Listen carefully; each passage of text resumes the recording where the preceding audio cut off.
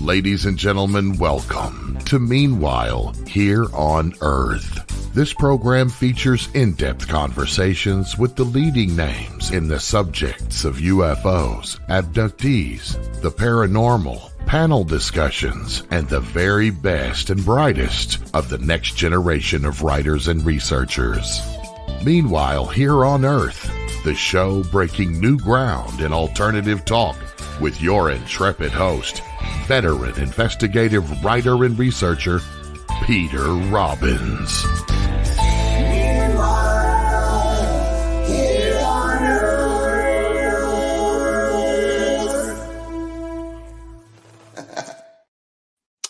And welcome back to Meanwhile Here on Earth with me, your host, Peter Robbins. It is a beautiful June day here in Ithaca, New York. I hope it's as nice where you are. And no monologue today. I want to get right into it. Technical problems have gotten in the way of bringing on these two guests, and I am delighted that we were all together here today. Shanelle Schanz is the granddaughter of Kenneth Arnold, the first pilot ever to have a UFO encounter. And in the course of doing so and reporting same, Mr. Arnold changed history. And I don't mean UFO history, I mean history with a capital H. As many of you know, the event involved the sighting of 9 unidentified flying objects, this in the vicinity of Mount Rainier, while flying over the Cascade Mountain Range on June 24th, 1947, and in the beautiful state of Washington. Arnold made his home in Boise, Idaho, where Shanelle grew up. She majored in philosophy while studying at the College of Western Idaho and received her pharmacy technician certificate from Clark College in Vancouver, Washington. She is a proud mother, wife, animal lover, and has her own UFO sighting while living in Portland, Oregon. Our second guest, Earl Gray Anderson, is MUFON's State Director of Southern California, an active member of MUFON's Experiencer Research Team, also known as ERT, and hosted the Experiencer workshops at last year's MUFON Symposium, and will be doing the same this year in Cincinnati, Ohio, and that's at the end of August. Earl has personally investigated over 800 UFO reports and specializes in experiencer and high strangeness cases. He has appeared on many radio shows, podcasts, and TV shows, and teaches a fully accredited college in ufology at Los Angeles Otis College of Art. A native of Southern California, Earl is also as a published singer-songwriter guitarist with 3 CDs under his belt. He dotes on his 3 children, possibly even more so on his 3 grandchildren, and lives happily with his amazing wife, Lisa, and their 2 cats, Gigi and Thor.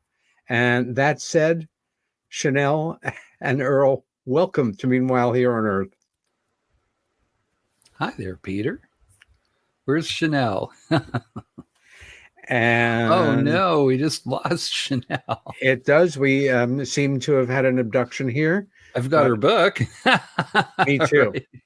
I am confident that behind the scenes right now, the 2 Shanelles oh goodness are working it out. There she is. There she is. Uh-huh. Hi, Shanelle. Welcome back. Sorry about that. This is such a kind of special situation in that your grandfather really did change history. And we kind of play with words sometimes, and there's UFO history. But your grandfather really transformed history with a report of something that had never happened before in modern times, a pilot observing truly legitimate, completely unidentified flying objects. The book that he published is, of course, The Coming of the Saucers. It came out in 2 editions originally. I want to talk to you about that. And then really the reason that we're having this show is at some point you decided this book should be republished and in a expanded format with more information, more wonderful illustrations, and more background. Let's start here with Earl. Also, welcome to ask questions, and I'm delighted you're both, friends from before this. Also, it occurs to me, Earl's introduction included the name of his cats. Hello, you have cats? What are their names? Shanelle?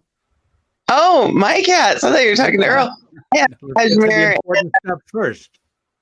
Yeah, I have Cashmere and Rosie, and then I have 2 dogs, Kato and Sasha, and then we have 2 parakeets, Damos and Sanford. So we have a full house of furry creatures. The full animal inventory. Yep. I think you can step back from your mic a bit. It's just, yeah. To start with, were you born in Boise? I was born where my grandfather chose to make his home. He originally was from North Dakota, but loved the 4 seasons in Boise. He still loved the Northwest, though, loved Seattle. His ashes were sprinkled over his favorite Japanese garden in Seattle after he had passed away.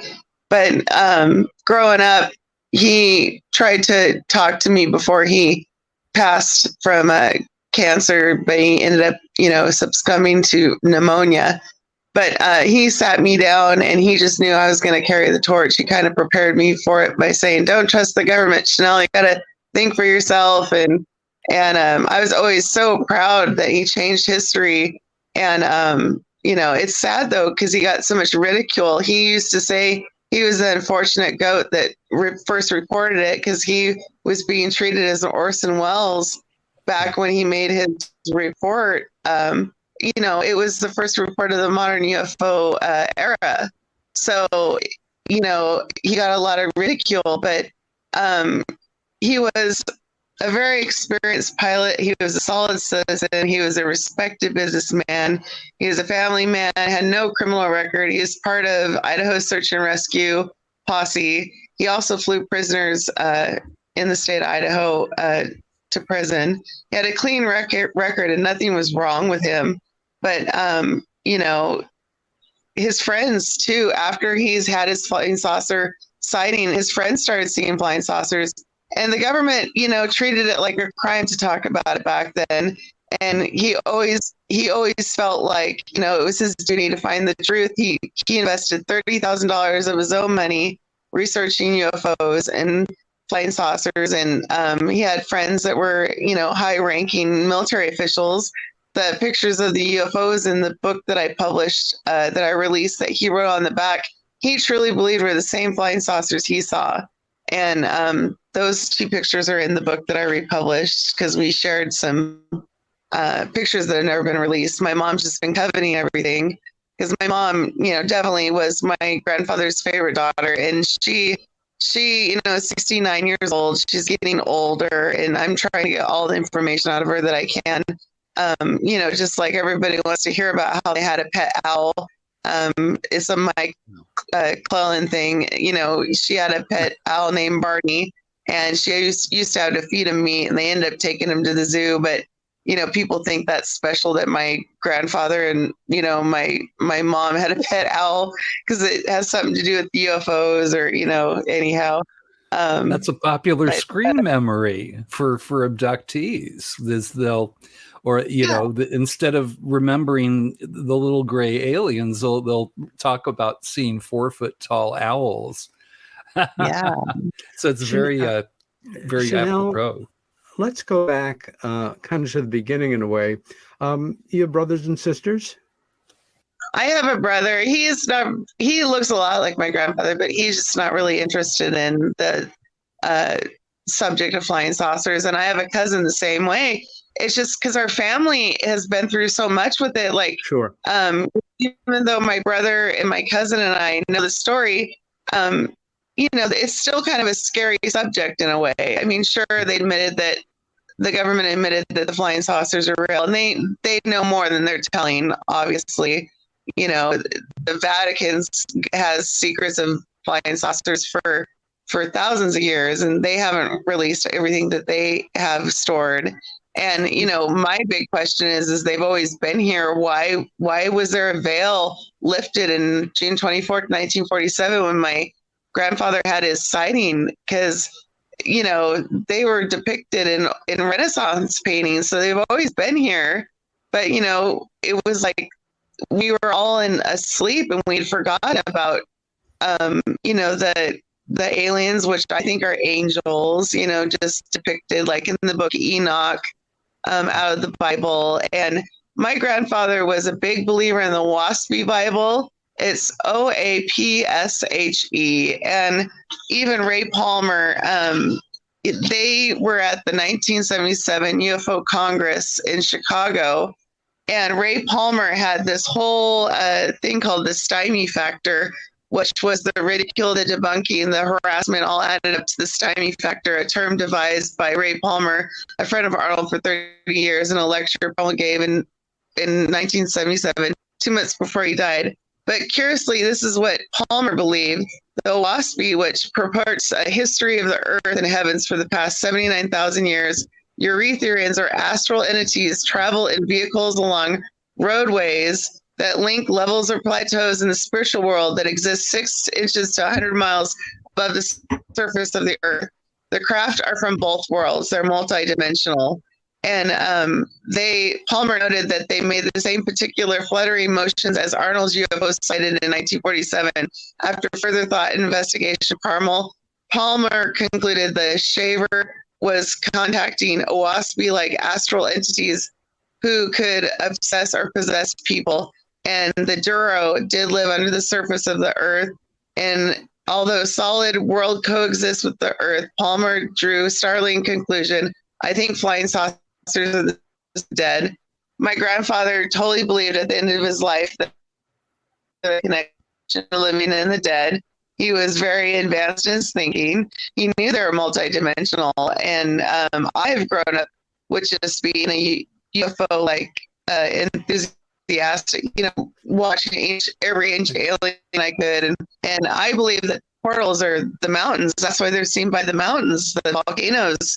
That, like at Mount Adams, they have flying saucer sightings there every night. I had my UFO experience in Portland, Oregon, where there's Mount Hood. And my grandfather had his flying saucer. I just want to go in a certain order here. Do you remember as a little girl when you first became aware of this idea of flying saucers or potentially hard metal machines of advanced technology that your grandfather had some relationship with? Was there some particular memory that you have going back to when you were really young, when you, again, started to think about these things and your grandfather in relation to them, and about how old were you? Yeah, I guess it scared me a lot in the beginning because my grandmother, his wife Doris, she kind of got into the study of the unknown. She channeled, and so I had a lot of information about like just being a new age type person. But my grandfather, I remember him as being a hunter and a fisherman. We used to hunt pheasants. I remember waking up early and with my father and my grandfather, we'd go out and hunt pheasants, and my mom would make a wreath out of the pheasant feathers because they're so beautiful. Pheasants are beautiful, but birds. But my grandfather I just was always so proud that he changed the world. And in the 80s, early 80s, it still wasn't the right time. And he knew that possibly by the time I was older, it'd be the right time for the subject, which it is now. There's UFO conferences everywhere. You're not crazy now if you say you've seen them. Everybody pretty much has seen them. I have friends that, have also seen Bigfoot. I think I had a Bigfoot experience too. So, there's all sorts of, new age ideas that are happening now. With the way of the world is, everybody's looking for an answer because, it seems like World War III is like going to start and people are freaking out, but the world's just a crazy place right now. So, right. Again, my question is, do you remember a certain moment as a little girl when you started to become aware of UFOs, flying saucers, and then what was it that caused you to understand that your grandfather was in some way connected to this subject? Well, I mean, just knowing about like these aliens, I always thought that they were similar to angels in the Bible because of the way they were depicted. I studied religion a lot growing up, but I had a bathroom window in my bathroom. And when I was really young, I thought there were aliens that were watching me through the bathroom window. Like all the time, I was scared to go in the bathroom because there was a window in there. And that's when I was really young because, you know, it was still a grandfather, you know, kind of believe that it was possibly the way that we traveled on the other side. And my grandparents believed in reincarnation, and that's in the WASPy Bible as well. And so I'm just really been getting into the WASPy Bible because it's what my grandfather believed. I have his WASPy Bible. He was also into the books of Charles Fort. My mom's having his book of Charles Fort rebinded for me, but Charles Fort, between 1919 and 1932, he put together a chronicle of countless unexplained phenomena, which included UFOs. And so he was just all obsessed with the books of Charles Fort and the WASPy Bible. So I'm trying to trace like his train of thought on where he was going with his belief of the whole subject. He told me once that he thought that the entities that were in the flying saucers were sitting in the house. They were in the house because there are indentations on the furniture. And that kind of perplexed him, you know, because he thought that it was the way we traveled. After his sighting, there was a ball of light that appeared in his house that scared him so much that he recited the Lord's Prayer until it disappeared. And, after that, the thought of it was possibly a soul that was traveling in the house, as a ball of light. Shanelle, yeah. Shanelle.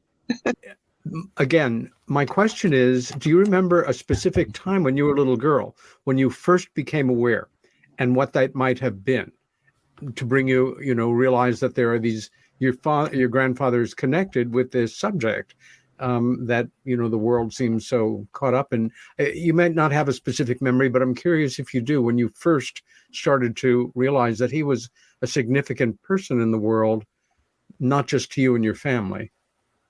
Well, yeah, I always thought that my grandfather needed to be remembered for history.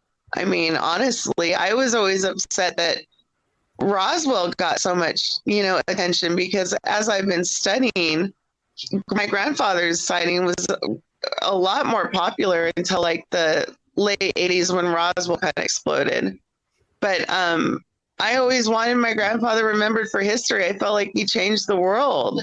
And so, I mean, I was always very proud of him. I told my second grade teacher, my grandfather was the first pilot to report flying saucers over Mount Rainier. I was just like so enthusiastic about the subject. And my teacher was like, that's nice, honey. But, just probably her thinking, oh, her family's a little crazy, and until, it got to be more accepted. So it was in the second grade, really, that you had your first experience of the adult world not taking the subject and your grandfather seriously.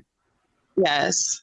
No, I remember that day, and I was just so proud of him. And it was about the time I think he died about the time I was in the third grade. So I definitely remember that because I was so proud of him. I was so proud of him and what he did for the world. But, he got so much ridicule with the whole Maury Island thing. Captain Davidson and Lieutenant Brown, they were his friends. They went through his mail. The postmaster knew where his address was. All people had to put on the mail was Flying Saucer Man, Boise, Idaho. And the postman knew exactly where my grandfather lived. These two military officials before Maury Island came over and had dinner with my grandparents and went through his mail and took out all the spiritual, religious leader letters that came from pastors of churches that thought he was the prophet of the end of the world. And they didn't want another Joan of Arc because you can't control religious figures. You can't control him. Wow. But he got really scared later with how he wanted to have seminars at the Fork and Knife Club and get people together to talk about the subject. And his buddy that worked for the Idaho Statesman, the aviation editor, Dave Johnson, took him out into the desert and said, Ken, walk 50 feet away from your car is bugged. And my brother witnessed the government eliminate their own men when he was in the military. You need to stop with your speeches. They don't want you speaking, Ken. And he was so sad because he had spent money on putting these flyers together that some of them still exist. It's the Flying Saucer, as I saw it. He had one Fork and Knife Club seminar in Ontario, Oregon before the offer was withdrawn mysteriously, and my grandfather thought 100% the government was behind it. They didn't want him talking, and that upset him very much. And so he was pretty quiet most of his life because of all the attention he got and how famous he was. He was only 32 years old when he had the signing of the flying saucers on the 24th. Interesting. I never knew that. Yeah, he was 32 years old. He was 29. Let me ask you, Kenneth Arnold is always described in the literature as a pilot and a private pilot and businessman. What was his business? Back then, certainly. He sold fire safety equipment. He would fly into remote areas, and he was very successful at it. He sold fire safety equipment, and he was selling it in Chehalis, Washington, before he took off to have a sighting over Mount Rainier on June 24th, 1947. He was searching for a crashed C-46 military transport plane that had crashed. There was a $5,000 reward. He wanted to find it. He felt like he was in the area. The day was a good sunny day. He could see this crashed military aircraft carrier. It was a marine transport plane. But instead, for 3 minutes in the Tuesday afternoon, he saw 9 flying saucers flying in echelon formation, and they seemed almost in and out of this world, like fluttering in and out of reality. And the way he described them as they change shape almost, and it was his duty to report what he saw. Hiroshima and Nagasaki, the bombs had just been dropped on Hiroshima and Nagasaki 2 years before, and he thought they were foreign intelligence, but they were flying at about, he first clocked them between Mount Adams and Mount Rainier at 1,200 miles per hour, but later on clocked them at 1,700 miles per hour, which nothing flew that fast. They had no tail. He didn't understand what he was seeing because it was so transcendent. You know, it was so, nothing to compare it to in our modern world. Yeah. Shanelle, it was always a spiritual experience for him. I want to ask you, growing up, this book was obviously in the house. And at some point, even when you were a little girl, before you were, really ready to read it, you knew that your grandfather and Ray Palmer wrote this book. And we'll get to Ray Palmer shortly. Do you remember the first time you actually sat down and read or tried to read this book? When I was in my early 20s, and I knew it had to be republished because my grandfather, when he was dying of colon cancer, Ray Palmer gave him the copyright, and he was so sick, he just didn't put it in his name. And so we lost the copyright. And my mother had always talked about we needed to republish the book. And I just had the opportunity this last year because the Maury Island people, Charlotte Lefevre and Philip Lipson, typed up the book for me. But it had a lot of mistakes. And then I found a neighbor that was an angel that knew how to format on Amazon. And so we whipped it all together. And then Mom was like, oh, okay, I'll add some photos. And, he has a poem by Augustus Post in there that's signed. I want that. That's probably worth some money. It's in my mom's records. But my mom inherited his estate. She lives in the house he built with his own hands for my grandmother. And it's got a view of the whole beautiful house.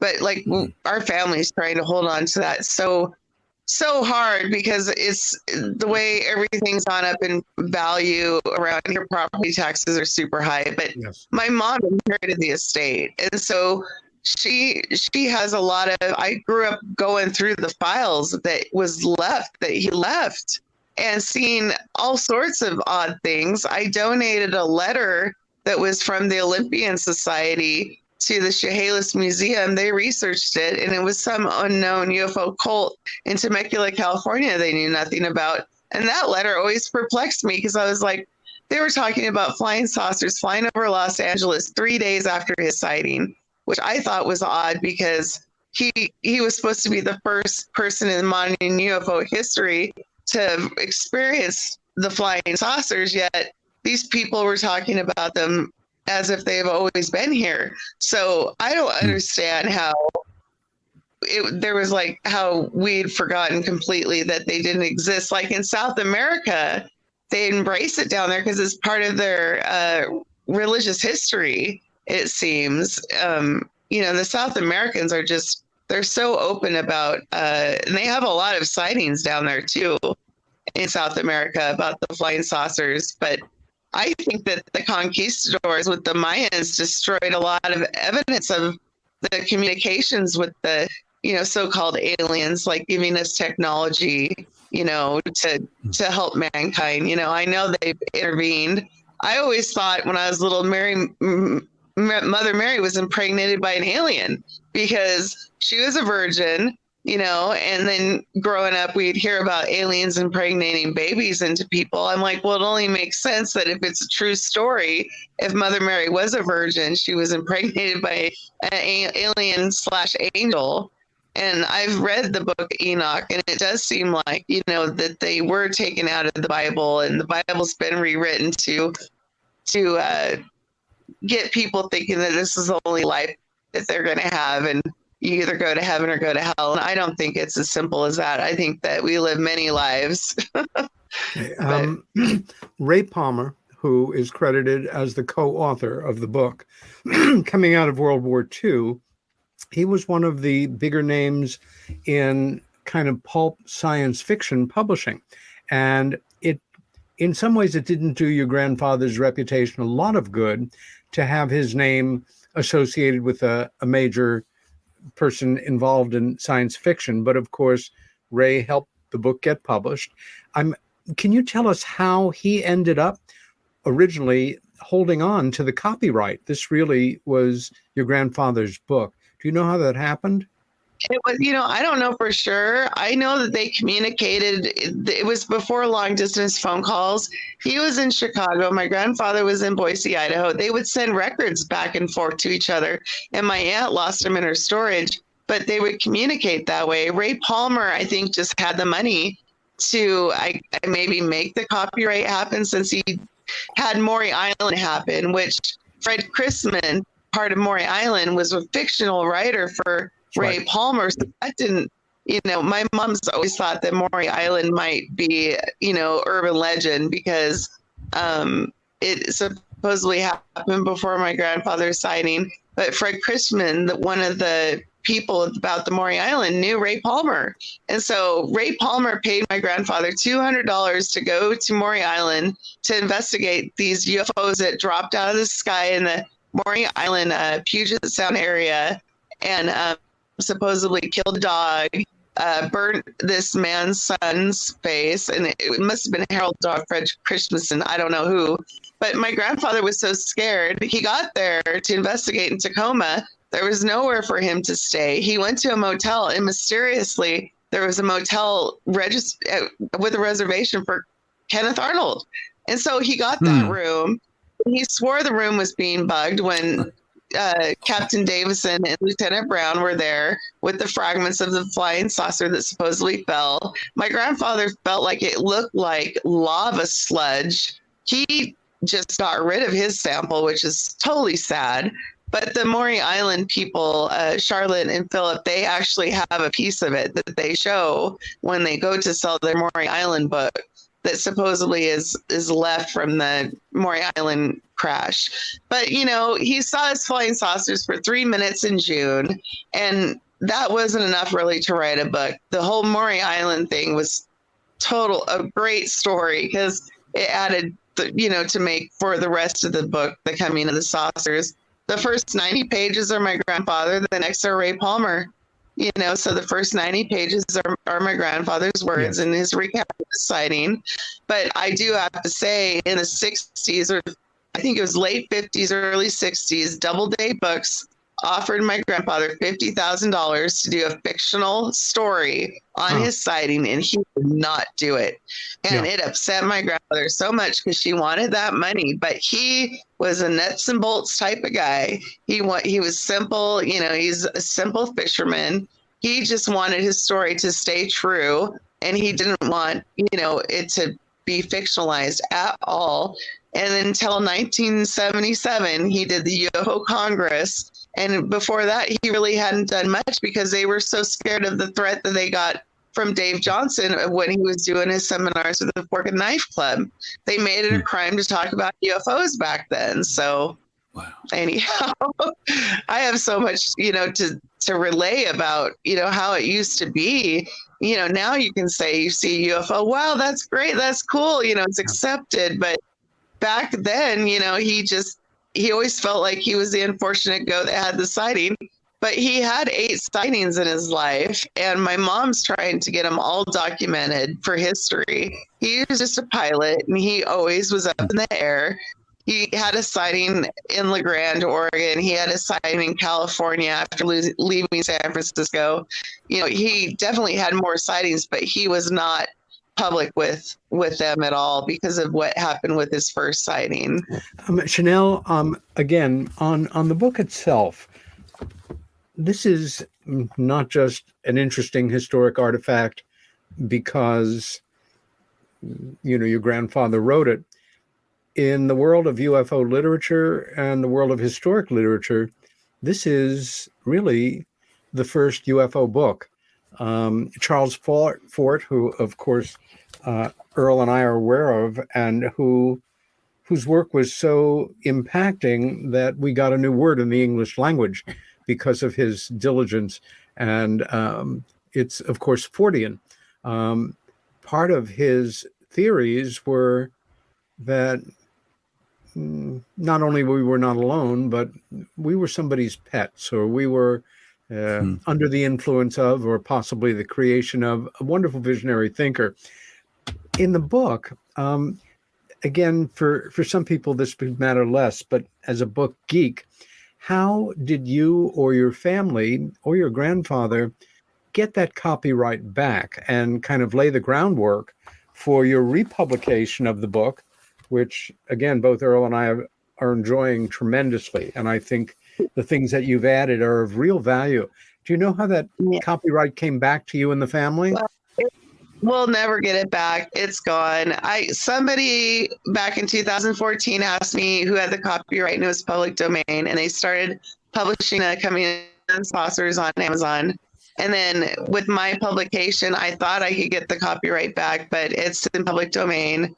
So It was just so sad to let it go. It was so sad he let it go. But he was dying of cancer. And we just think, my mom and I think he just didn't feel well enough to copyright it.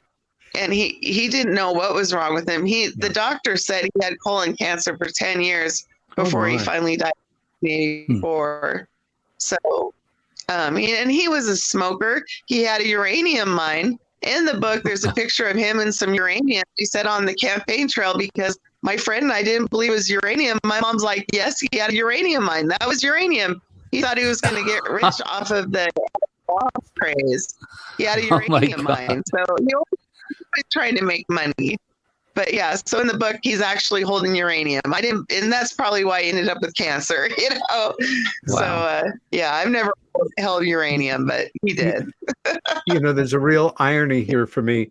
In the public domain, of course, means that anyone is free to republish or duplicate it. Of course, in some Shakespeare's in the public domain, a great many, important writers, artists, etc. And it always struck me as very poignant that Frank Capra, one of America's great filmmakers, who made one of the most iconic, empathetic American kind of fables ever. He was not a good businessman. And so It's a Wonderful Life, a film that is mercilessly played to death at Christmas and Easter and New Year's. And originally, thankfully, they're not showing any more colorized versions of it. He never renewed the copyright. That film belongs to all of us. And in a funny way, his bad business skills gave the world a very special gift. Ironically, your grandfather's historic writings and this book, you've republished them, and that's great, but technically they belong to the world. And in the big picture, you guys get robbed of royalties, except for, this edition. But that's not a terrible thing. In a way, I think that's kind of poetic that his book belongs to the world. And let's remember, when he had his experience, in a way, it was sort of like compared to a normal UFO sighting, it was replicated in terms of sort of world awareness as what happened to Travis Walton when his story became public, that the world, not just Americans, wanted to know more about this subject. And in 1948, and your grandfather moved quickly. He must have started writing very shortly after he had his experience in sighting, because the book, of course, was in print before the end of the year and then was republished in another edition in 1952. But it had such an impact on American culture. In a funny way, things were sort of waiting to happen. A lot of Americans post-war were interested in non-standard subjects, but, it was all kind of scattered. And in 1948, we get a new magazine. This is a replica of the very first issue of Fate magazine, which is still with us, thank goodness. And the very first issue of the very first, it's now 75 years they've been publishing, has the cover of your dad's book, your grandfather's book. And he writes the very first article in the very first issue of Fate magazine. And you know what? It's still highly readable. He was a very good writer. And I remember years ago when I found the book, and I was just in my obsessive stage of I need more information and I'll get to it when I get to it. It was just bang, I've got that one on my shelf now too. But it was some time before I actually sat down to read it. And what I found was a thoughtful, reflective, grounded description of what, an American citizen kind of minding their own business in the sky, although, on a search for the downed plane, had. It's not just a cultural artifact. It's still a book very much worth reading, is what I'm saying. Earl, when you, did you get that original edition, or was the edition that's just been published by Shanelle your first copy of the book? The first time that I read Shanelle's grandfather's book, I was very young. It was at the grammar school that I was in. They actually had a few UFO books. And my mom, had worked with officialdom, and she had told me when I was 5 years old that the UFOs were real. She knew. So I had that interest, but it was one of the first books that I ever, at that time, it was fourth grade. So I was about 10 years old. It was a little, it's written very eloquently, Yes, but it is very much so. It was this one. And I think the Kehoe book was there, and they had a Hynek's first book. Funny thing is that they actually took them out of the school library after I gave like a little show and tell in front of the class, and I talked about my mom. Subversive bastard! Shame on you for just. So I'm against taking books out of school. That's something. Yeah, we were through that earlier today and yesterday. I want to know, because like me, I expect, we're all readers, and for me, I'm always reading a UFO book. And at this point in my life, it's not even so much that I have this endless curiosity. I'm kind of, after more than 40 years, I'm doing pretty good. And I've got my curiosity in control, and I continue to read books to educate myself. And of course, in some radio hosts are, they don't feel the obligation to actually read a guest book. I do. I think it adds to the interest of the show if you know what you're talking about. And at the same time, I'm always reading books that have nothing to do with UFOs, books for pure enjoyment. My question is, have you read or are you reading the new edition of the book now, Earl, or is it sitting on your to be read? I read it. Oh, No, okay. I read it, and I loved the additions that you put in. I mean, the photos and everything are just aren't they great? And the color photos, wonderful. and that they're slightly larger and better. Well, they're better reproductions. The added material, it's like, well, let me just ask you, because it's as good a way to introduce our audience, some of whom might not be aware. And first, let me just say, there's Shanelle has referred to the Maury Island case a number of times. This still is an extremely contentious allegation. And there are people, and I'm one of them, who feel that it's certainly questionable, and that one of the reasons it was staged was to take attention away from the person who should have been receiving the attention, and that was Kenneth Arnold. Earl, can you give our listeners and viewers an idea of the sweep of the book and what it's about and your impressions of it? Well, I mean, the beauty of the book is just, is that it was about a brand new subject for everybody in the world, and the way he just so eloquently wrote in this thing. But I feel like the thing is that he went in and he talked about his experience, but he also follows it up with other the other material that Yes. he had in there. But what I would love to mention is when Shanelle sent me a copy of this, and she actually mentioned me on the back of the book, which was very meaningful to me. That was a surprise. I had no idea. I was just thrilled to get. You've earned it, Earl. Oh, thank you. It was an essay in college. I asked Earl, I'm like, tell me something, Earl, and what do you think about factors? And so, I put that in there, and it was just ironic, that it was actually, ended up in a book. That's crazy. But that's how we met, Peter, is that Shanelle, I believe that you contacted MUFON. I forget, did they give you my contact information or something? Or did you just, I forget how that happened. But she asked me for some help and to do an interview with me for a school, her it was a final, I think, wasn't it? A final essay that you had to write? Essay for 102 English. Yeah.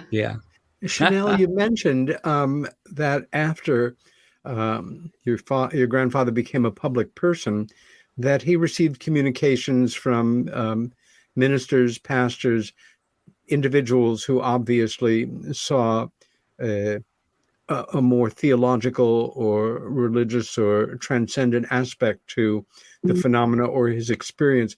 Do you know if in the communications that he got, maybe in your family archive, did he also receive letters from people who felt just the opposite, that what he was doing or talking about was demonic or evil or, in some way?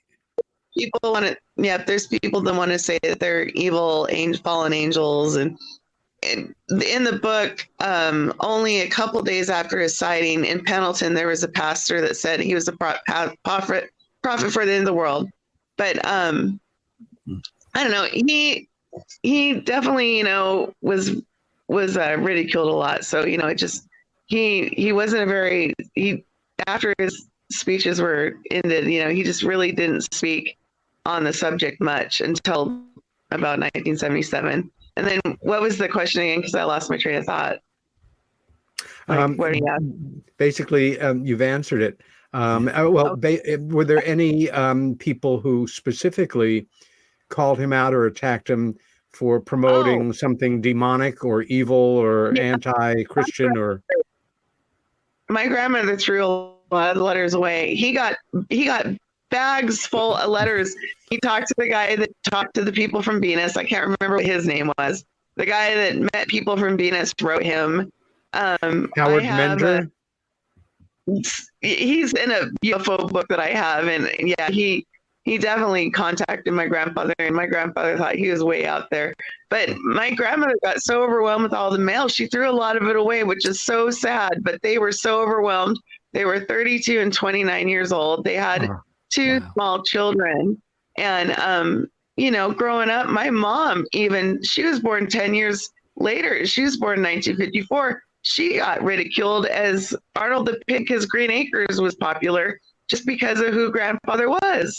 And, it's sad that a lot of the mail was thrown away, but my mom still got some, and he kept some things that he thought was important. And my mom gets so frustrated how everybody wants all this material. Sometimes she says she's going to burn it. And I'm like, would you stop it, Mom? Because she's leaving it to me. But I hope my mom doesn't have a breakdown one of these days and just takes it to the burn pile because she's we all do. But you've just brought up a very important point, though. And Wilhelm Reich had a wonderful phrase that often jumps into my mind, which is evasion of the obvious. I don't think I've ever really thought about Kenneth Arnold till this moment as a working businessman in his early 30s with a wife in her late 20s with two young children, doing his best to earn a living in the post-war years, who, by a quirk of circumstance, becomes the face on this new phenomenon. And all of a sudden, the world, wants to know what the gimmick is, what he's in it for, what it's really about. Of course, it is what it is. It wasn't like he was looking to, spin this into a flying saucer empire and, become a famous person because of it. Just the opposite, it seems, and understandably so. But I had never thought of him just in that simple human term of this was not asked for, and how disruptive this could be to the life of one family who is just doing its best to get along, and all of a sudden you're famous for reasons you'd prefer not to be.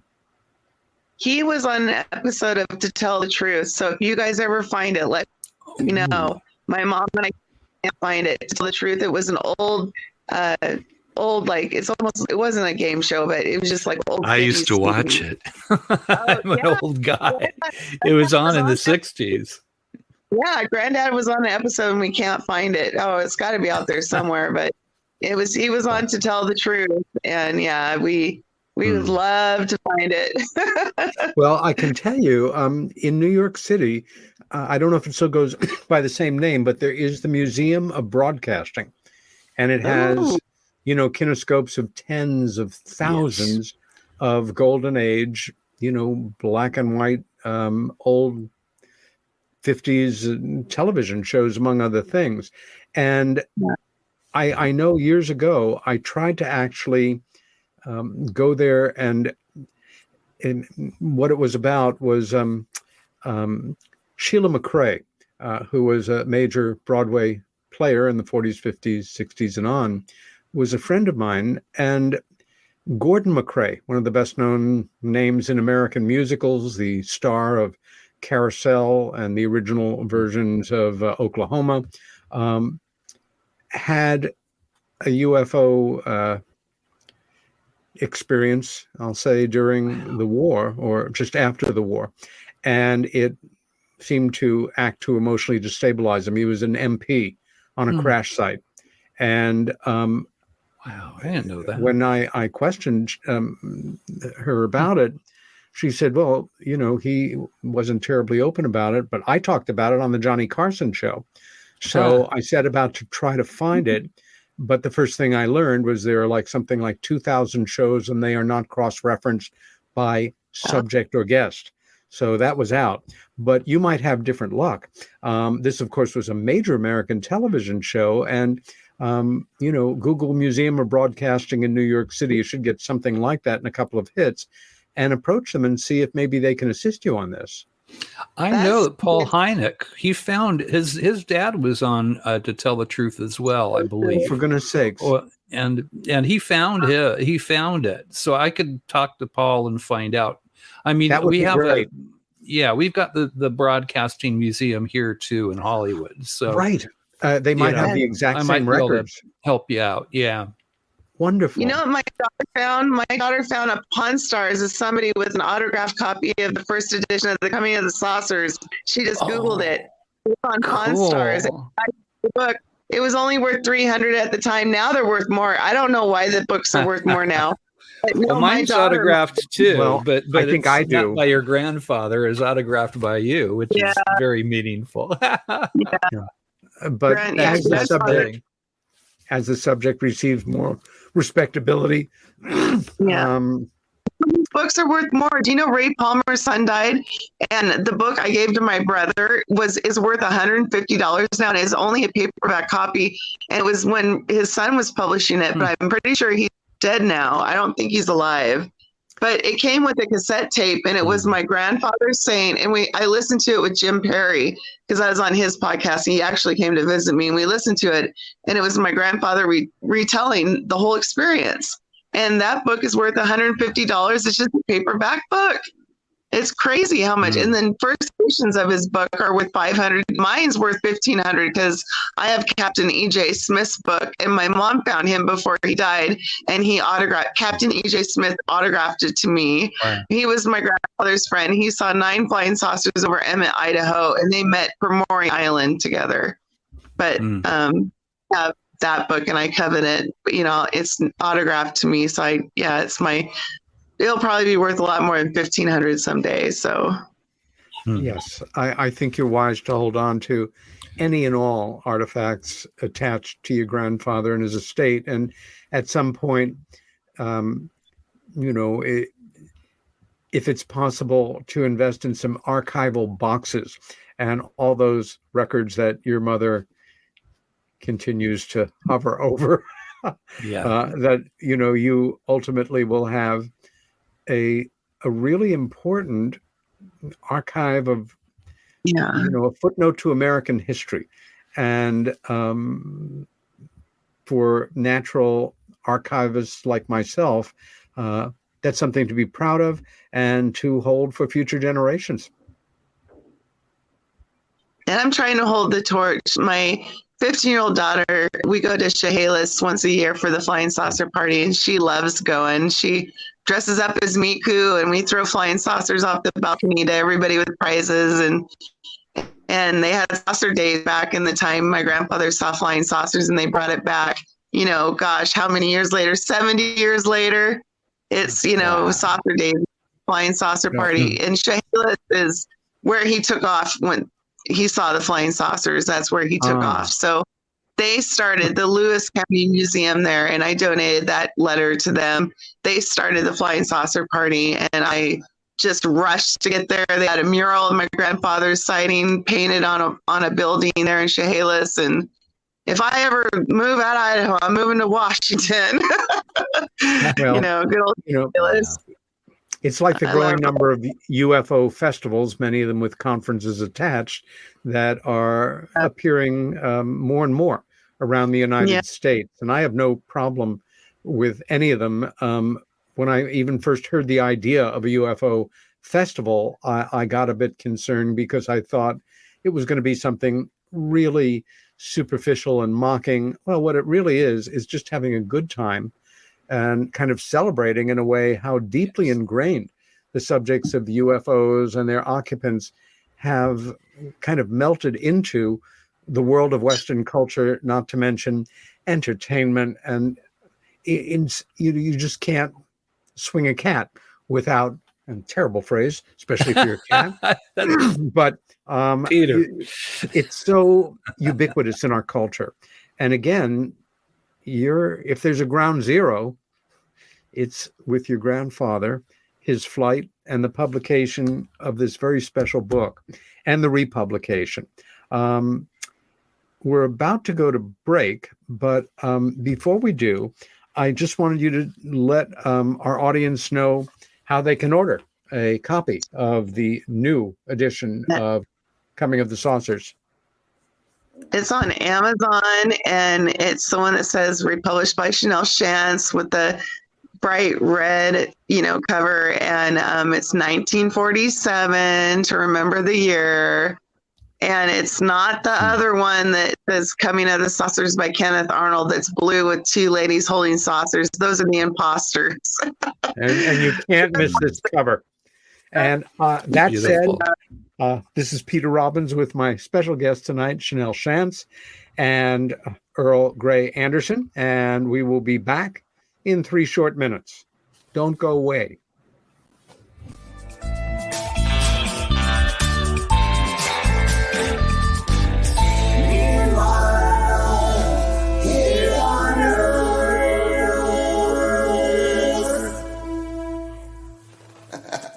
Hey members, the new KGRA DB app is now available on iOS and Android devices. Gain on-demand access to any KGRA DB programming. Download any show directly to your mobile device to listen or watch on the go. Go to the App Store and search KGRA DB.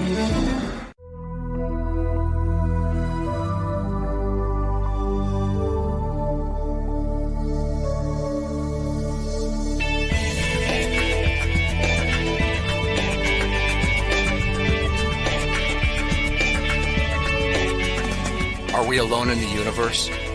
The most important question facing humanity is on the verge of being settled once and for all. The Mutual UFO Network has been at the forefront of this journey for nearly 50 years. Our members worldwide are dedicated to the research, documentation, and awareness that will shape the future of humanity. Won't you join us?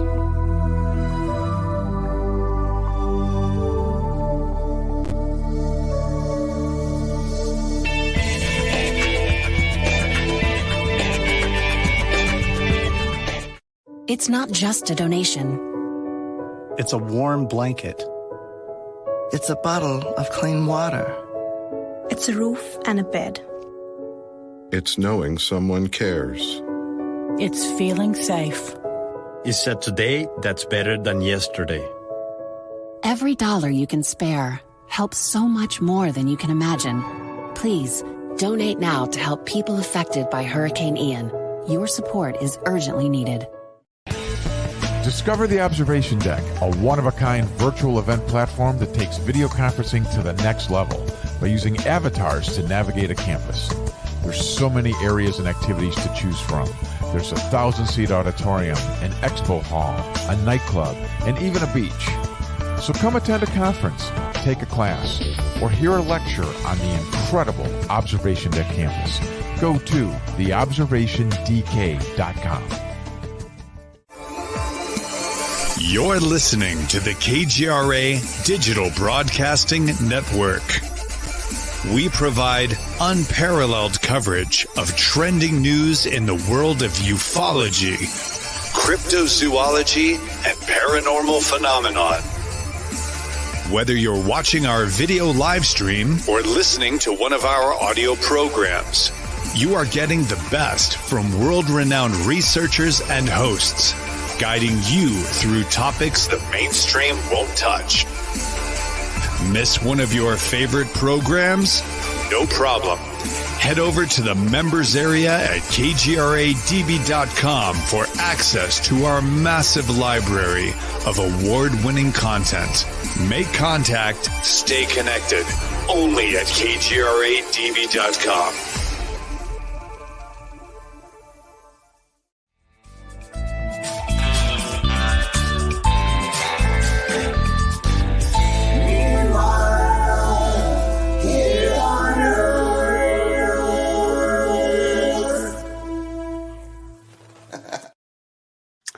And we are back. Meanwhile, Here on Earth is the show. Peter Robbins is the host, and guests tonight are Shanelle Schanz and Earl Gray Anderson.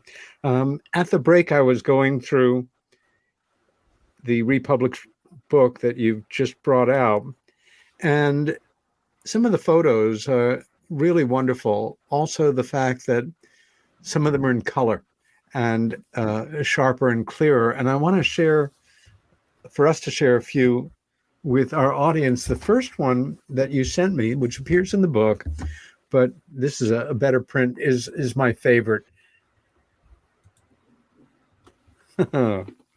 Yeah. A very sporty looking guy, I might say. Always looking for an answer. He thought it was his day. Yeah. Whatever that car is, I want it. Looks like a wonderful. That's Do you know what kind of vehicle that was? He always had fancy cars. That was one thing. He did drive nice vehicles. So yeah, that is a cool car. And this is shortly after his sighting. This isn't too long after his sighting. Mm-hmm. And this is the picture most people have seen, probably the most widely published photo of him. And a very handsome couple they were. Yes. And everybody was a smoker back then. Yep, smoking. Okay, let's talk about this picture. If you'd like me to say, my grandfather ran for lieutenant governor of Idaho, and he got to meet President Eisenhower. And he is standing to the left of President Eisenhower in this picture. Yeah. I also have a picture of him shaking President Eisenhower's hand, but I couldn't locate it. But this is great. Yeah, he had a lot of friends way up there, high up there in the military and just politically. I can only imagine. That's uranium. Oh my God. That's his uranium. Yeah, that's part from his mind. Great. Hug it a little tighter. Damn. Oh, I thought that's not good. Yeah. A frozen haunch of beef, but like, what, Mom? That's uranium? Wow. Major. Oh, isn't that unbelievable? And then this is what he did. I love that. Yeah, when he was running for governor, he painted his plane Ken Arnold. Wow. Fabulous. He should have won. He definitely should have. The last one that we have here is your book, of course. Again, was your grandfather saw ultimately, certainly at the end of his life, this incident, this subject, in kind of through his nuts and bolts attitude was tempered by a religious attitude. Is that fair to say? Oh yeah, he just at the end of his life believed there was a connection between living and the dead, and I think he was very forward thinking with his thoughts because of all that he experienced in his life, witnessing them. And every experience he had he felt like it was a spiritual experience. He felt like it was special. And I've been told that our DNA, our family had to be just right to see them, which I don't understand.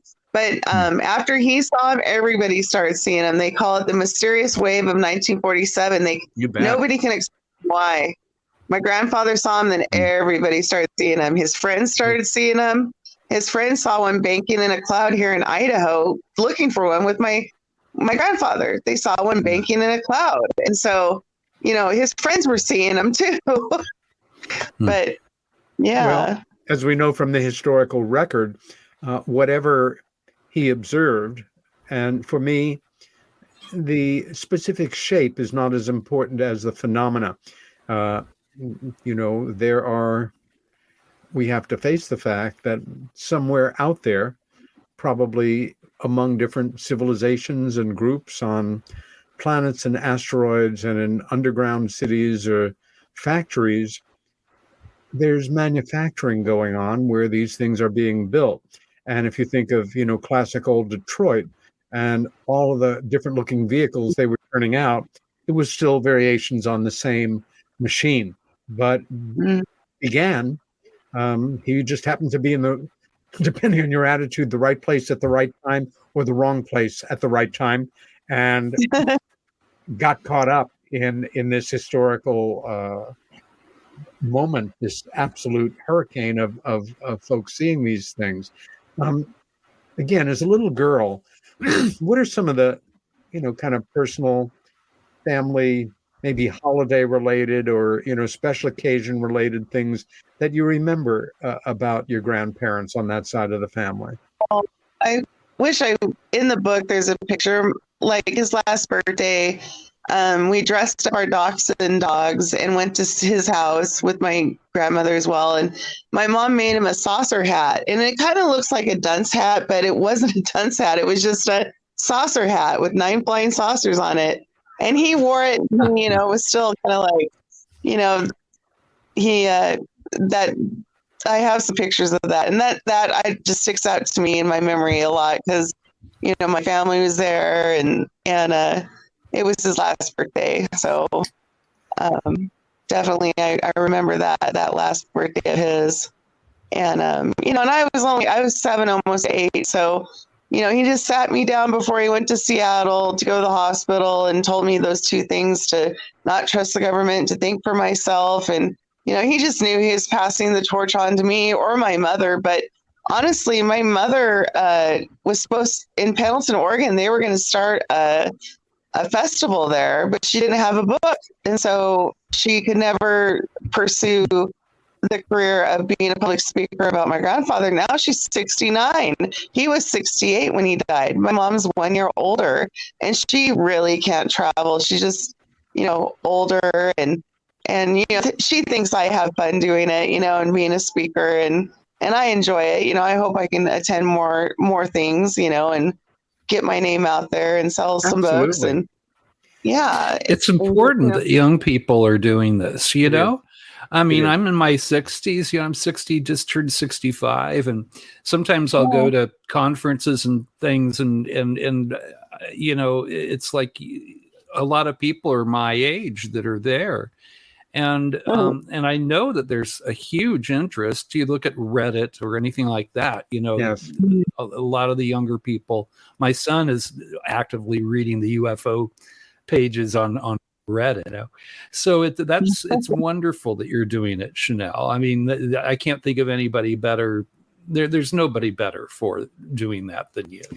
Yeah, it's now part of the issue, I think, was as we entered the digital age, the electronic distractions amped up incredibly.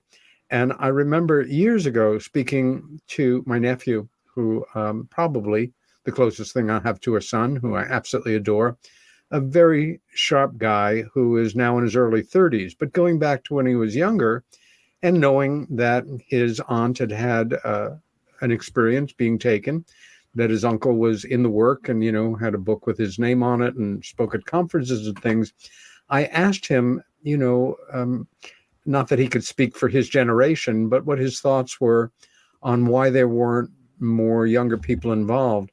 And he said, you have to understand, right now we are all just so inundated with data and information and demands in terms of, this entertainment or that entertainment, at the same time, just focused on trying to get a job or a career or finish school.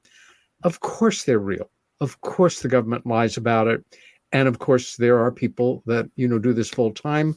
I wouldn't even give that a second thought. It's more a matter of, I get it, but I don't have to devote my life to it. Also, I think now in the past few years, certainly in this, what I'll call the continuing reduction of ridicule era, it's okay socially. It's not uncool to take the subject seriously. And more, just look at the past few weeks or the past month in terms of national focused interest yet once again on the subject. And boy, it ain't going away. So I agree with Earl, absolutely. When you're able to get yourself to the next conference. I'm sorry you won't be able to join us at the end of August in Cincinnati for the MUFON symposium there.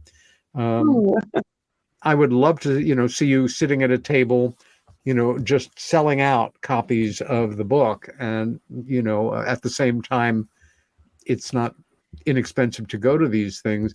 Earl, jump in here.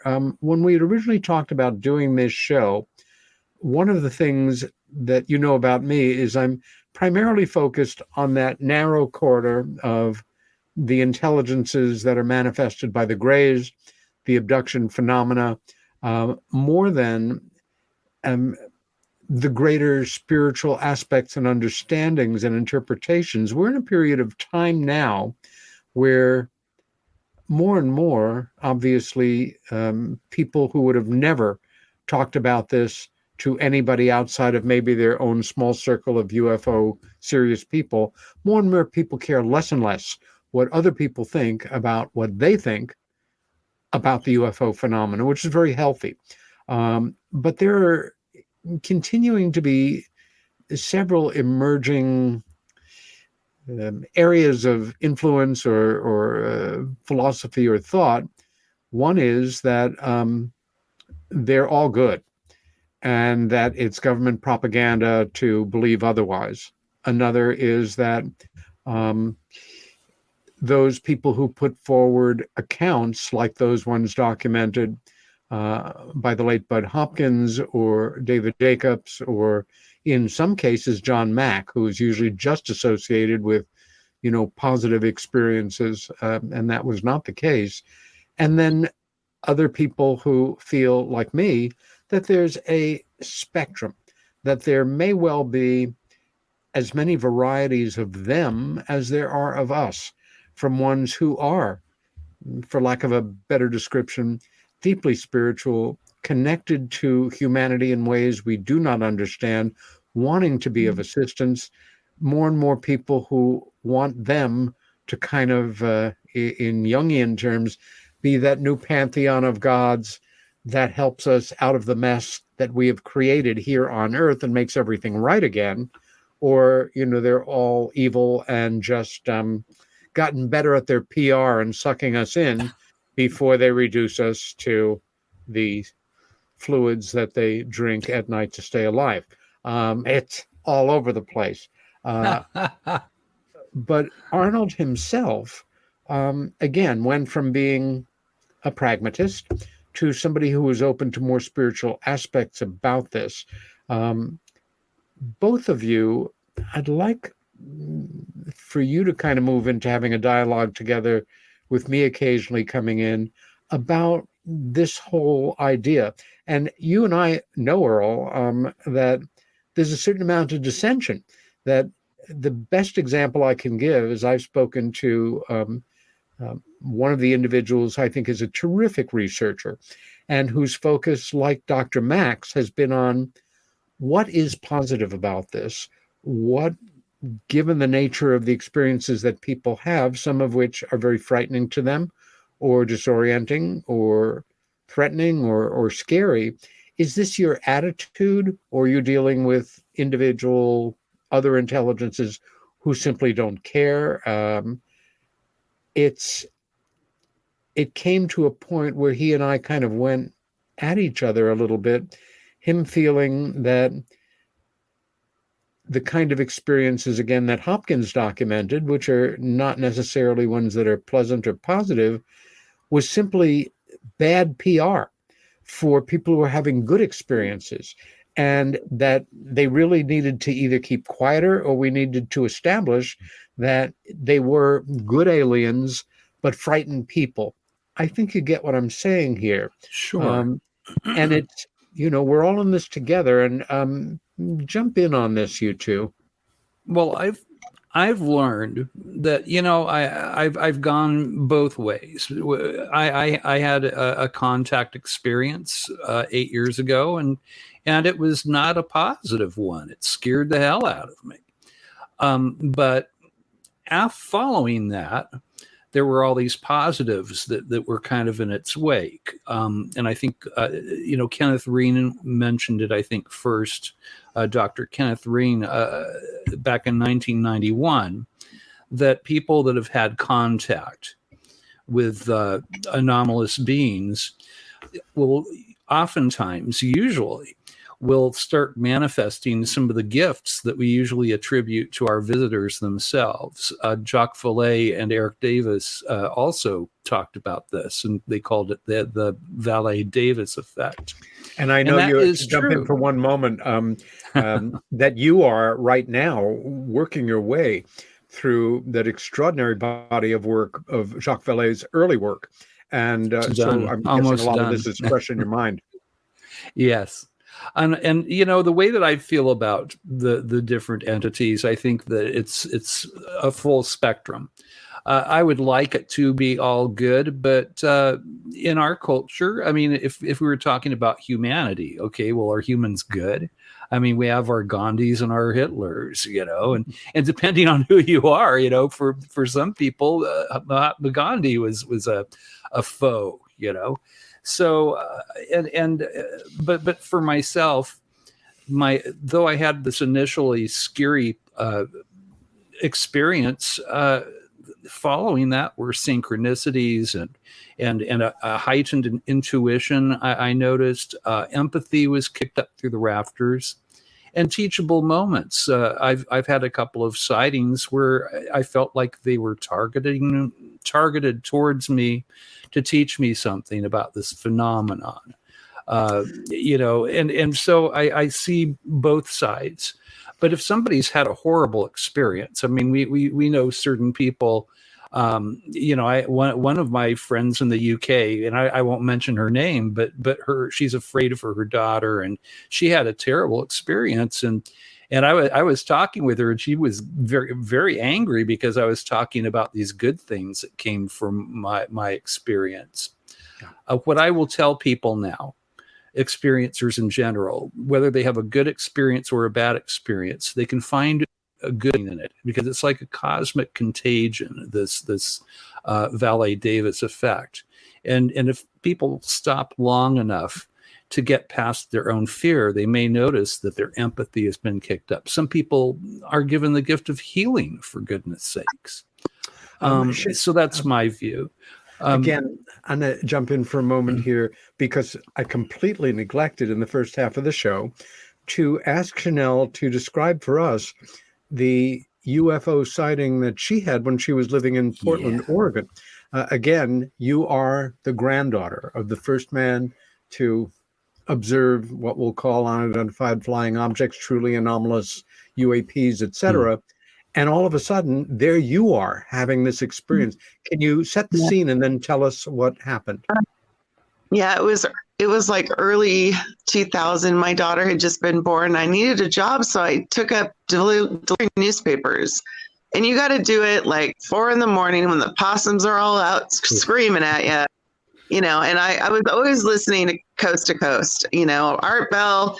I called into his shows a couple times, and I said my mom's email, and he hung up on me one time. And Art Bell, I called in the international line one time, and he hung up on me, but I still listen to the guy. But I'm listening to Art Bell, and I noticed this huge blue and green, like huge UFO hovering like in the distance. You have the sighting while you're listening to the Art Bell show? In my car, That's yeah, great. I was delivering newspapers. And it's like 4 or 5 in the morning. I'm delivering newspapers, and I see this. It is the night job. Oh my God. But I felt like they knew I was there. Yes. I felt the awareness that they knew I was there, but I kept checking my watch. I didn't have any missing time or anything. But then, like, my mom came to visit. That was one experience I had, and it finally disappeared, and I quit that job because I was so freaked out. But my mom came to visit, and we also saw one off our deck of our apartment. What was that one like? in there, like dropping some. I don't know if it was a UFO for sure or not, but it was pretty crazy. It was like orange, glowing, and then like stuff was falling from it, and it just seemed so weird. I don't think it was a weather balloon or anything. But one thing I want to talk about is how I believe these UFO crashes we've had is how we've gotten our technology. I think this intelligence is godlike, And God wants the crashes to happen so we can reverse engineer technology. There is no way we went going from riding horses 100 years ago, spitting tobacco and spittoons, drinking at the bar, to now we have computers like George Orwell wrote in 1984. We have telescreens everywhere, and he predicted this in 1943. His real name isn't even George Orwell. He changed it. He was so scared that he had predicted the future of like how everything was going to change. Like victory is Amazon. Amazon's victory. It's, you know, in 1984, the way he described that. But also, I want to say, Earl, I have the 1977 UFO Congress all on tape, and I listened to young Jacques Vallée and his whole take on it. You'd probably love to listen to that. I should probably mail it to you. Because, I'd love a copy of it. We're going to digitalize him, but he had a story of this little boy was taken upon a ship, and he saw his dead grandfather on this ship.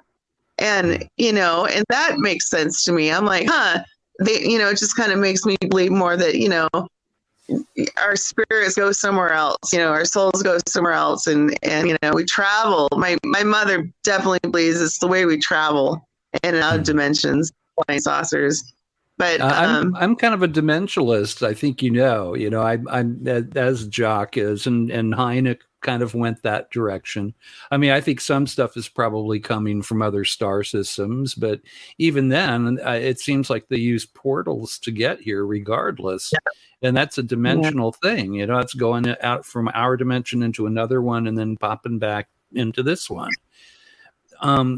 But you know, your grandfather had such a spiritual element to himself, and that comes out in his book beautifully. And as I've become friends with you, you know, and learned more about him, you know, and his beliefs, he was ahead of his time that way. I mean, it seems like a lot of people that start nuts and bolts with this thing. Hynek did, Vallée did, Whitley Strieber, you know, but it seems like it leads a person to find their own spirituality. It frees the person. So I think a lot is going on with this phenomenon. I think that it may be like, in some ways, like a control system for how we evolve. And the whole idea of things crashing, I agree. There's the Trojan horse idea. That they do this purposefully, and I think John Keel brought that up at one point, and that's my feelings as well.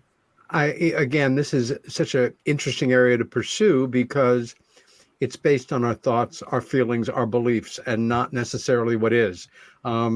Reality doesn't care what we believe, and whatever the truth about this phenomena, we are left to our own devices to put these ideas forward. I always felt that they weren't godlike, they were highly advanced, but that where you have technology, you have always the potential for mechanical problems, and that they're not all the same people. That's what I think. I mean, some are more advanced than others. No this doubt. Isn't just one intelligence that's coming here. But that crashes happen because some minute little this or that goes wrong.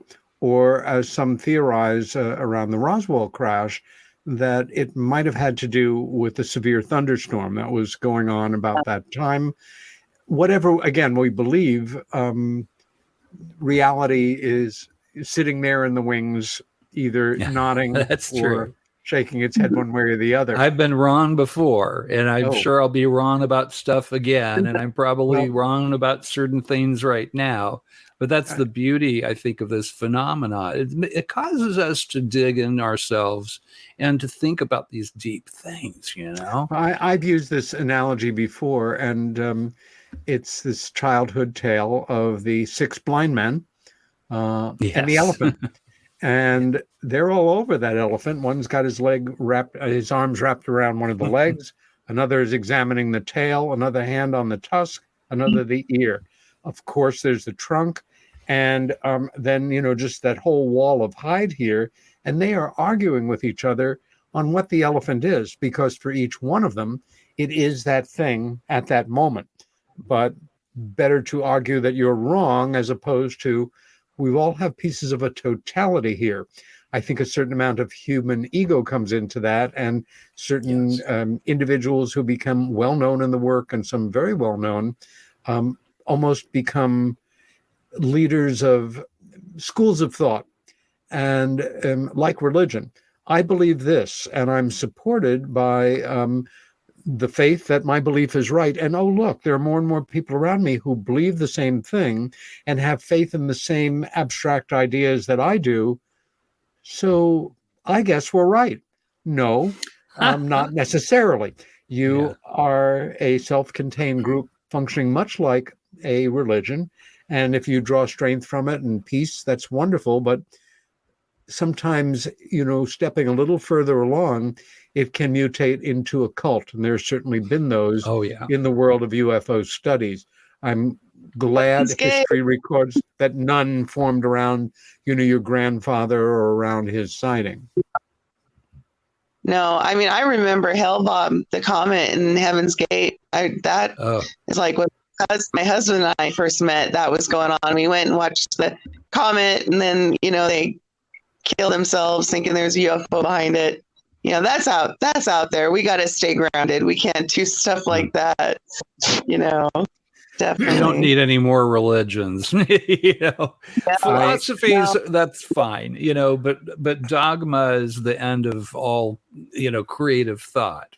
Yeah. I think it's worth actually delving into this a little bit, because some people might not be aware of what happened back then in 1997. In a way, it touched me personally. Not that I lost anybody in, I think, the 43 suicides following that horrible man's edict, Applegate, exactly. Yeah. Well, in early 1997, the book that I had co-written had just had the first printing of the book, and the first Applewhite. That was an Applewhite. My co-author and I had copies. Was at a very big conference that year in Gulf Breeze, Florida, and as a new author, it's very exciting, and the novelty of sitting at your table and there's a line of people that want you to sign or inscribe your book. You're trying to be as grown up as possible and say things like, would you like that signed or inscribed, as opposed to, thank you for buying my book. He's over here, I'm over here, he's inscribing them or not. And at a certain point, I look up and there's a face. And it was enough not like other faces that I'll never forget it. And for me, early 70s, a zillion little lines, what I would call flat affect, that there's no expression whatsoever on the face whatsoever. And that, you're kind of holding your musculature so that it won't express anything. Very closely cropped gray hair, possibly a small cap, dressed in earth tones. And behind him, a early 20-something dressed much the same with the same haircut. And I looked up and said, would you like that signed or inscribed? Jane said, in a monotone, just signed. And then the same thing for obviously his acolyte, and they disappeared into the crowd. Not long after, I was staying actually at Bud Hopkins' house, and we turned on the news, and we learned about this terrible mass suicide among this cult, the Heaven's Gate cult. Part of their insanity, based around this charismatic leader's beliefs, was that hidden in the tail of the comet was a mothership, and their whole mystical theology was based on, when the mothership comes, that's when we get to transcend and get off the earth and get on there and go out in space. But in order to do that, it was necessary, in Applegate's terms, to quote unquote drop your bodies, which necessitated stop living. And so they did it. The next morning, I get a call from my co-author, and then I get a call from the publisher who's down on Broadway. And my publisher, who's a guy named John, says, I need you at the office as soon as you can get here. What's going on? He said, I'll fill you in when you get here. The night before, CBS had a short-lived news magazine, I think called 30 Minutes. Dan Rather was the host. If not, it had a name like that. And it was, I think, maybe a half-hour news show during the week. And the night before, CBS had been the first news organization to be allowed into the collective home once the bodies were out. And apparently on their large communal coffee table in the living room were 4 books. Now, I don't know whether the cult people were reading them or whether for some weird reason the police put them there, or possibly the CBS people, but the camera was on them. One was one was Timothy Good's book, Above Top Secret. The second one was Whitley Strieber's Communion, and the third was Bud Hopkins' Intruders, all published 10 years before, in 1987.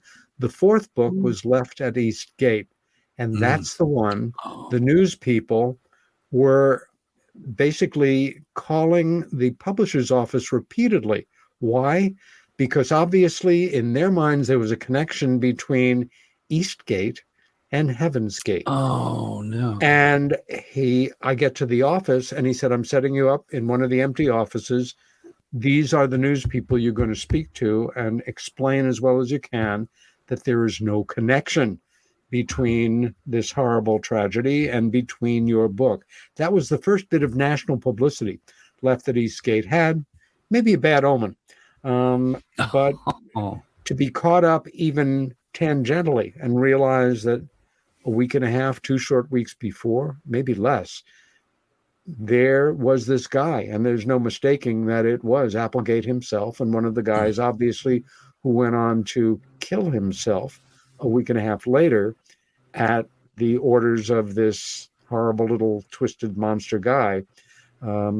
Again, off on a tangent here, but the timing is appropriate and the story is significant for what it is. Mm-hmm. Yeah. Otherwise, though, yes, please jump in. Cults are always shocking. I was always obsessed with Jim Jones, mass suicide. That just blew my mind. Cults are just so tragic. It's always let's kill ourselves is the answer. I mean, it's just the dogma. Well, at the other when people extreme, say it's this way and everything else is wrong, yeah, and you have to believe this way, and you have to the do leader, this and whatever do the that. leader says is correct, and unfortunately, that way a problem. lies nightmares. Then again, there are other cults that are not damaging; they're quirky. There's Unarius, which is kind of charming and harmless, and they're it's basically an extension of the 60s contact movement and the Welcome the Space Brothers. My favorite, if you can say that, of these cults was one that emerged in the 70s around a French Canadian journalist whose name is Claude Rail. Used the name of the aliens were the Raelians, Railians, I think. And he published a book in the 70s that, I'm going to grab it off my shelves briefly. I think it was one of the first books that I ever got gratis as a reviewer, and an unknown quantity in the world of UFO studies.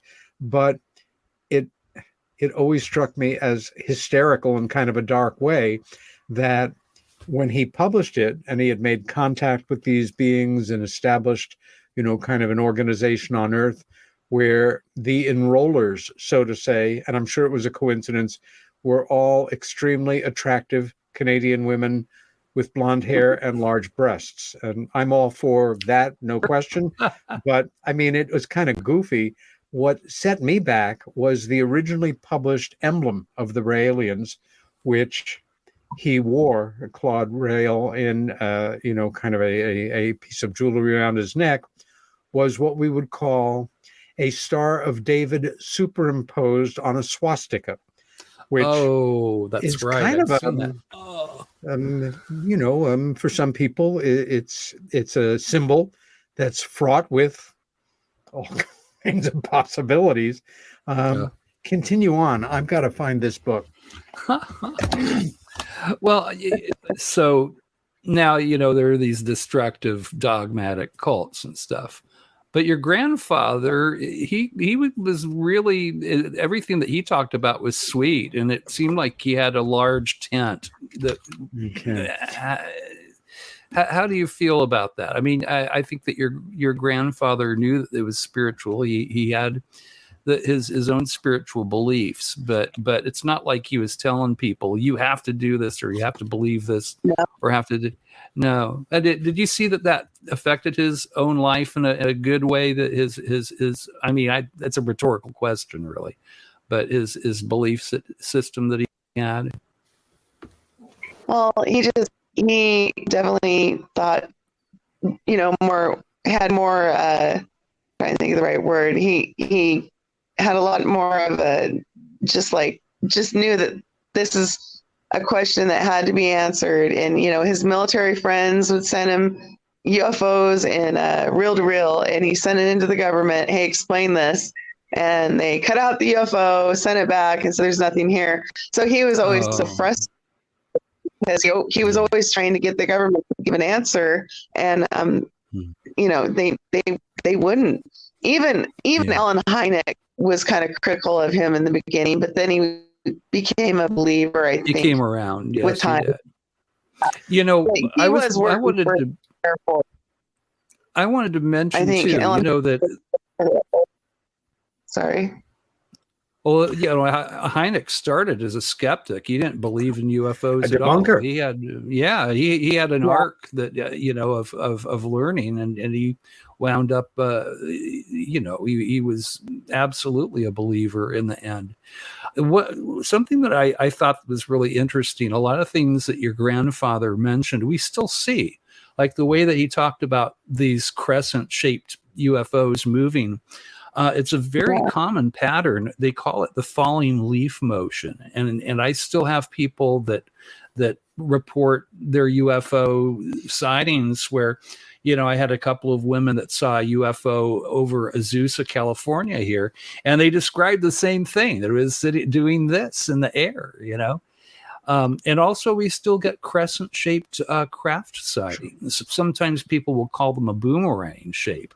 But I'll have witnesses draw a picture, and I had somebody draw. It was a freaking crescent. It looked like your grandfather's sighting that he had. So the guys that he saw are still here. They're still coming to visit. Yeah, they probably knew the world, finally. But like I studied with the Hare Krishnas, and they talked about the flying vihanas. There are religions that still, gave these things credit, but it just blows my mind. Why did we about them? There's evidence. Oh shoot. Did I lose you guys? No, you're still there. Oh gosh, no. I just can't see you. I'm trying. Yeah. Well, I don't know if you can see me, but there's still evidence. I think Peter might have frozen there. Oh, really? Here, your image is frozen, but we can still hear you.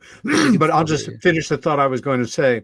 The Raelians, the book that was published by their founder on Earth, the cover, I think, is a good example of screaming out loud what you are and who you are, and subtlety be damned. There we go. Oh, wow. That looks like fun. Yes. Now, I want you to take a look at the emblem. It is really a swastika type shape inside of a Jewish star, which is problematic for some of us. What I think is hysterical, and there's humor in this, is apparently a few years later, the Raelians decided for some reason that their emblem was not helping their presence on Earth. So they made a slight change. And this promotional card, I think, captures it nicely.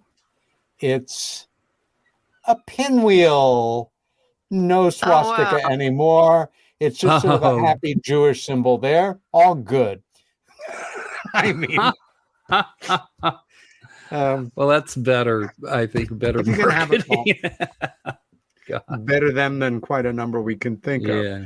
I learned in world religions the swastika actually was a Hinduism symbol. Oh yes, it was the swastika goes back millennia it. as certainly a good luck symbol in Hindu, but reversed. It's basically history repeating itself. Shanelle, have you approached either your local library or high school, for example, and put yourself out there as a possible speaker? Well, not really. I mean, there's a guy at the library named Ken, and he years ago, in like 2013, had seminars, and it was so cute. I showed up to one, and we were going to Hollywood to do the phenomenon with James Fox and all that, and it was a bunch of old people, and I'm just like sitting there, and I'm like, he said they were going 1,200 miles per hour. I'm like, nope, I'm his granddaughter. They're going more like 1,700. He's like, what? And everybody's like, what? And then I was like, yeah, me and Mom are going to Hollywood to, do a film, and that's the first thing Mom's ever really done, and I had to drag her down there. She doesn't like to travel. And people need to come here and interview her. That's what needs to happen, or I'll tell you what occurs to me as a film lover. And I really hadn't thought about this until this moment, but your grandfather's story of how a private businessman who was minding his own business, flying in that, at that moment, became this international focus, and the impact on his life and family's life, much in the spirit of that, what I think is still a terrific film, Roswell, by Don Schmidt and Paul David, which focuses in on not the phenomena, but the impact it had on the whistleblower, so to say, Jesse Marcel Sr. And it's a tough story. Your dad, thankfully, your grandfather, thankfully, I keep saying that, was not put in that kind of internationally humiliating, really demeaning overall focus. People thought what they did about him, but, he held his head high and continued on. Did he stay in the business of supplying firefighting equipment, or did he move on to something else? He almost died he got caught in a tornado, and he had to get stitches all around his forehead. It ripped the skin off his face. He crashed in an airplane crash, almost died. But no, he flew till the very last day he could fly. And then I guess the story goes is he sold his airplanes to build grandmother's house. Grandmother wanted a dream house, and he built it for her, and it's still there.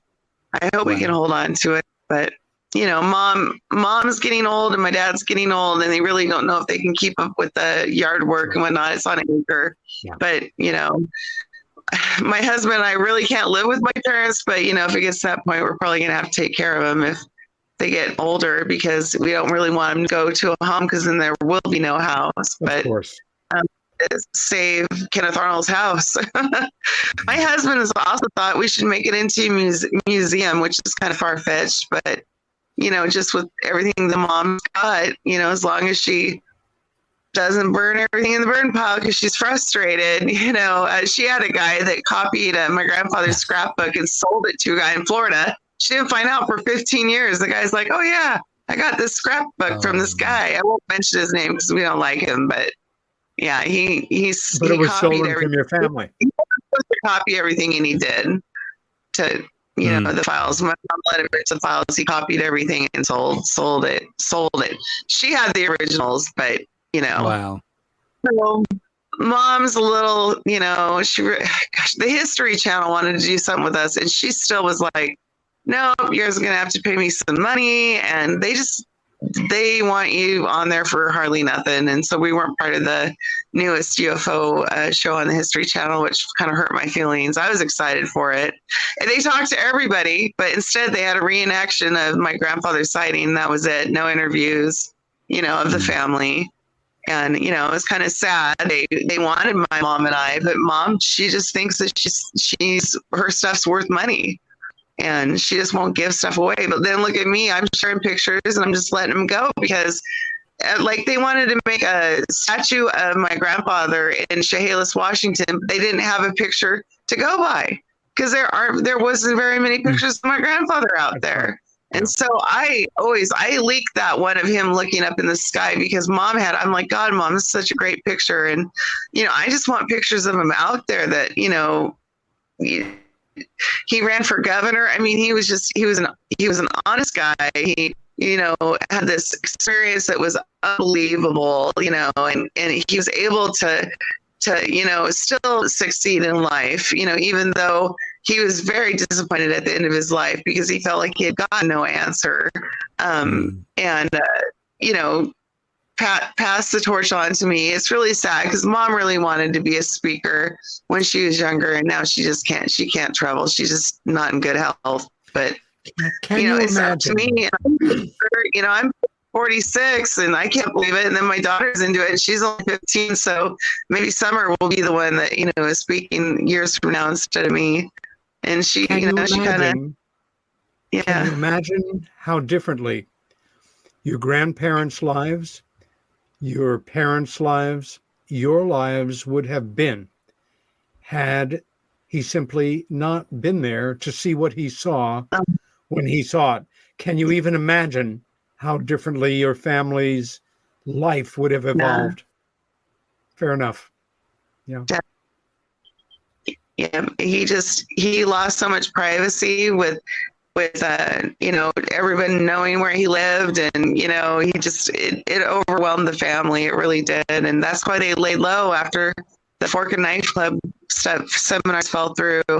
He laid low until about 30 years later, 1977, in the UFO Congress. And I have books that he's autographed. He had autographed books, and I have some at the museum that I've donated. But, he knew his autograph was going to be worth something, and it will eventually worth something. And my mom just got all his books in the living room, and I just pick out what I want, bring them back here to my house. And, in the philosophy Bible, though, I'm really getting into it just because it just blows my mind that it's the thing I've been looking for all my life. I study with the Hare Krishnas. They believe in reincarnation, but you have to really be into dancing and, painting on your face and doing color throwing activities. And, it was kind of out there, but, I grew up with a Mormon. Half the side of my family are Mormons, and they're kind of open to the idea of being visited by aliens. I don't really know how they explain it in church, but one interesting thing, I'm baptized Mormon. Travis Walton is baptized Mormon. And I think that in their book, they talk about the second coming and how, it's like, why is it the Mormon religion that, I think the aliens might have something to do with the Mormon religion. I think maybe too. I thought that as well. I think so. Well, I thought this, but I studied religions in college, and here in Boise, we're a Mecca. We got all sorts of religions. I did the Christianity thing. That really, I don't know. I just don't think we go to hell forever. I think we reincarnate, and we can't remember our previous lives because it would overwhelm us. I just believe that when I was young, I felt like I exist now, but I've always existed. Even though I can't remember before 1977, I know I've always been. I've always existed. I know for a fact. We're lights that you cannot be diminished. We're balls of energy, balls of light, just like Tesla said. And, it's great that we're evolving, but I think we're evolving to being telepathic. My grandmother was Norwegian, and when she was little, my great-grandmother would have all the children sit around the table and think of the same song, and they would think of the same song. Wow. And I have a book that my mother gave me by Alice Bailey called Telepathy, and I've been reading it. Alice Bailey's really esoteric, but she's got some pretty good books. But, I think we're evolving to being telepathic because a lot of my good friends and I, we think of each other and then we call each other and, it's just weird. It seems like we are connected. We just don't realize it, Yes. With people we're close with, everyone's connected. Everything and everyone. I mean, that's kind of, Ben Rich said, when he gave a lecture at UCLA, that he was asked how Ben Rich is. Oh, he was the head of Lockheed, but he was asked how we could possibly travel at the speed of light, and he answered, "Well, how does telepathy work?" And the answer was, "Well, everything everywhere in the universe is connected." And he said, "Yes," and he said, "And that's how faster than light travel works as well." He was speaking as though it was already a thing, which is interesting. That was back in 1992 or something. Very provocative. Yes. But they do say these aliens, they're telepathic and they are more evolved. And I feel like that's where we're heading. We're heading to be telepathic, even though a lot of people don't want that to happen. Would stop lying. People wouldn't be able to lie to each other anymore. Yeah, it's intrusive to everybody know everything about you.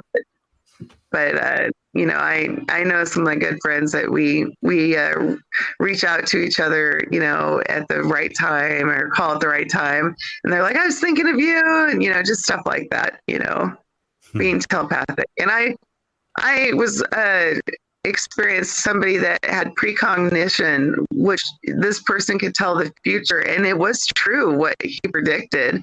And that today baffles my mind because I looked it up and it exists, but I don't understand how it works, how you can actually predict the future. It's precognition or something. I Googled it, but people can actually predict the future because it's already happened, supposedly. Supposedly everything's happened. The only thing we have is this moment to do what we're going to do, but everything's already happened. And, we're just like living in the moment now, it seems. But anyhow. Yeah, I don't know if everything has happened already. At the same time, I think you're absolutely on the money. The one thing we always have is the now, the moment, and to act as positively, as supportively, with as much goodwill as possible in the moment. And if not, to do your best not to get hurt. As far as moments go, we have about 90 seconds worth of them left. Any closing thought, Shanelle, about your grandfather, his legacy? And again, I know that the newly published version of The Coming of the Saucers is available, of course, on Amazon. If somebody would like to get an inscribed or signed copy by you, is there any way that they can do that realistically? Do you have a website or someplace where they can go to order a copy? I'm just on Facebook. It's just try to find me on Facebook and message me, Shanelle Schanz, and spell my name, the right way. I hope people can see how to spell my name. I think they can, yeah. So yes, as it's spelled on the Chiron under your name there, Schanz. Both Earl and I really love this book and recommend adding it to your library.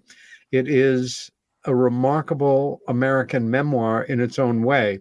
And the beginning, it is the very first UFO book and a really important addition to the literature.